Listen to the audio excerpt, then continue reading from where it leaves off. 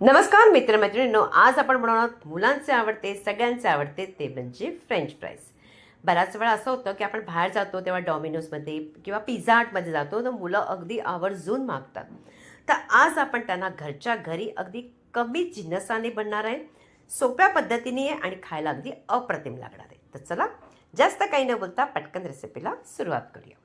सगळ्यात अगोदर आपण काय करायचं, इथे बटाटे घ्यायचे. तर बटाटे मी इथे नवे बटाटे घेतले आहेत, कारण आता ना बऱ्यापैकी नवे बटाटे येतात. जर लाल बटाटे मिळत असेल तर तुम्ही ते सुद्धा घेऊ शकता. सगळे बटाटे आपण व्यवस्थितरित्या अगोदर सोलून घ्यायचे. तर ह्या पद्धतीने मी एक बटाटा सोलला आहे. तर असाच आता आपण बाकीचे बटाटे सगळे सोलून त्याला कमीत कमी तुम्हाला 2 किंवा 3 पाण्याने तरी धुवावं लागेल. 2-3 पाण्याने धुतल्यानंतर याला मी त्याच पाण्यामध्ये टाकलं आहे, स्वच्छ पाण्यामध्ये. आणि आता मात्र किचन टॉवेल घ्यायचा आणि बटाटा एक एक करून काढून त्याला व्यवस्थित अगदी कोरडा करायचा. जराही पाणी राहता कामा नये, कारण आपण नंतर बिलकुल त्याला पुन्हा धुणार नाही आहोत. आता हे सगळे मी कोरडे करून घेतलेत. आता मात्र फ्रेंच फ्राईज कापायचे कसे? जर तुमच्याकडे कटर असेल फ्रेंच फ्राईजचा तर तुम्ही कापू शकता, तर तुम्हाला उत्तमच आहे. जर नसेल आणि ज्यांना कळत नसेल तर त्यांनी ह्या पद्धतीने कापू शकता. काय करायचं, बटाटा घ्यायचा, त्याच्या बाजूच्या सगळ्या कडा काढून टाकायच्या आणि काढल्यानंतर जे बटाट्याचे आपले तुकडे राहतात त्याचा वापर, आपल्याला माहितीच आहे गृहिणी, आपली कुठली घरची गृहिणी वाया घालवत नाही. त्याची आपण भाजी बनवू शकतो. कुठल्याही भाजीमध्ये त्याचा वापर करायचा. आता हा बटाटा बघा, थोडासा जास्त जाडाही नाही आणि जास्त पातळही नाही. जर तुमचा मोठा असेल किंवा जास्त म्हणजे रुंद असेल तर त्याचे 3 हिस्से करा. आता हा जास्त रुंद नसल्यामुळे याचे मी 2च हिस्से केलेत. आणि त्यानंतर त्याची जी आपण त्याचे तुकडे जे करणार आहोत ते मात्र इथे अर्धा इंचावरती करायचे. म्हणजे जास्त जाडे असता कामा नये किंवा जास्त पातळी असता कामा नये. जास्त पातळ असेल तर तेलामध्ये अगदी कुरकुरीत अगोदरच होऊन जातील, जाड असेल तर ते कच्चे राहतील. म्हणून अशा पद्धतीने करायचे, जसं आपण फ्रेंच फ्राईज खातो त्याच आकाराचे करायचे. याच पद्धतीने बघा, दुसराही बटाटे मी त्याच पद्धतीने करून घेतले. आता हे बटाटे झाले.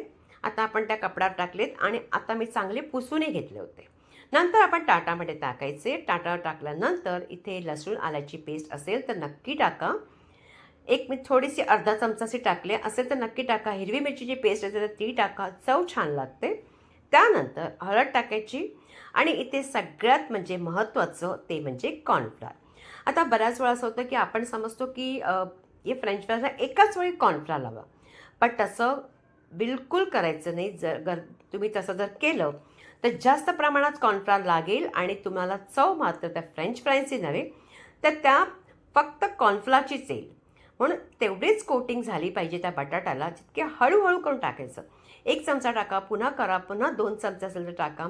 अशा पद्धतीने हळूहळू करा, म्हणजे ज्यावेळी तुम्हाला आपोआपच कळेल कॉर्नफ्लॉर पूर्णपणे त्या बटाट्याला अगदी पूर्ण कोट झालेला असेल, व्यवस्थित लागलेला असेल, असं तुम्हाला स्वतःलाच कळेल की ते कॉर्नफ्लॉरही जास्त नाही आणि बटाटे चांगले व्यवस्थित वाटतात आहे. बघा, अगदी छान असं अगदी याला कॉर्नफ्लॉर लागलं आहे. आता मात्र तेल कसं गरम करायचं, तर तेल अगदी हलकं गरम करायचं. त्याच्यामध्ये आपण हे फ्रेंच फ्राईज सोडायचे. अर्धे अर्धे करून सोडा, एकाच वेळी सोडू नका.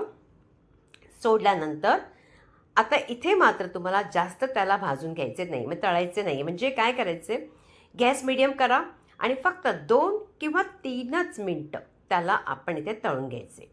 म्हणजे ते अर्धे कच्चे पक्के राहिले पाहिजे. फक्त तुम्हाला यासाठी करायचे आहेत की ते थोडेसे आतमधून कच्चे राहता कामाने चांगले भाजले गेले पाहिजे. म्हणून म्हणालात तुम्हाला फक्त वरून ते अर्धे कच्चे असले पाहिजे. तुम्हाला आपोआपच कळेल, का होईल माहिती आहे का, बटाटा थोडासा तुम्हाला कडक कसा लागेल त्याचबरोबर तो थोडा हलकाही लागेल. म्हणजे तुम्हाला कळेल की बटाटे आपले थोडे तळले गेले. आता मी एक बॅच पूर्णपणे अशी तळून घेतली आहे. त्याचबरोबर दुसरे जे बटाटे होते तेही सुद्धा तशाच पद्धतीने तळून घेतले. आता सगळ्यात कमालीची गोष्ट ही आहे की जेव्हा तुम्ही हे बटाटे काढता तर तुम्ही टिश्यू पेपरवर किंवा कपड्यावर घालू नका. एखादं खाली भांडं ठेवा, त्याच्यावर चाळण ठेवा आणि त्याच्यावरती बटाटे घालून 10 मिनिटासाठी पंख्याखाली अगदी थंड करा. आणि हे थंड झाल्यानंतर ह्याला तुम्ही वापर असाही करू शकता, हवाबंद डब्यामध्ये ठेवून तुम्ही फ्रीज करा. 2-3 महिने काही होणार नाही. जेव्हा एखादी मुलांची बड्डे पार्टी असेल, मुलांना खावंसं वाटेल, तुम्हाला खावंसं वाटेल, काढायचे, त्याला 10 मिनिटासाठी 15 मिनिटासाठी अगदी रूम टेम्परेचरती आणायचं आणि नंतर तळून घ्यायचे. असाही वापर करू शकता. तर मी तर आताच तळणार आहे म्हणून थंड केलेत. आता मात्र तेल चांगलं गरम केलेलं आहे आणि त्याच्यामध्ये आपण हे फ्रेंच फ्राईज सोडायचे. सोडल्यानंतर तुम्हाला कळेलच पटकन आता तळून होणार आहे. अगदी मस्त तांबूस असा रंग येतो, मस्त अगदी खुसखुशीत होतात, आतमधून अगदी नरम राहतात. इतके जबरदस्त फ्रेंच फ्राईज बनतात. कुठे जाऊन खाण्याची गरज नाही, घरच्या घरी बनणार आहेत आपले हे फ्रेंच फ्राईज. नक्की करून तर बघा. तुम्हाला अगदी साधी सोपी रेसिपी आहे अगदी. म्हणजे मुलांना आता बऱ्यापैकी सुट्टी पडू लागली आहे. सुट्टी पडू लागली नाही, सुट्टी आहेच मुळी. तर तुम्ही यावेळी जर अशा पद्धतीने करून दिलं तर त्यांनाही खूप आवडेल. आता हे सगळे जे बटाटे आहेत ना, म्हणजे जे फ्रेंच फ्राईज आहेत, अर्धे तर मी केले होते.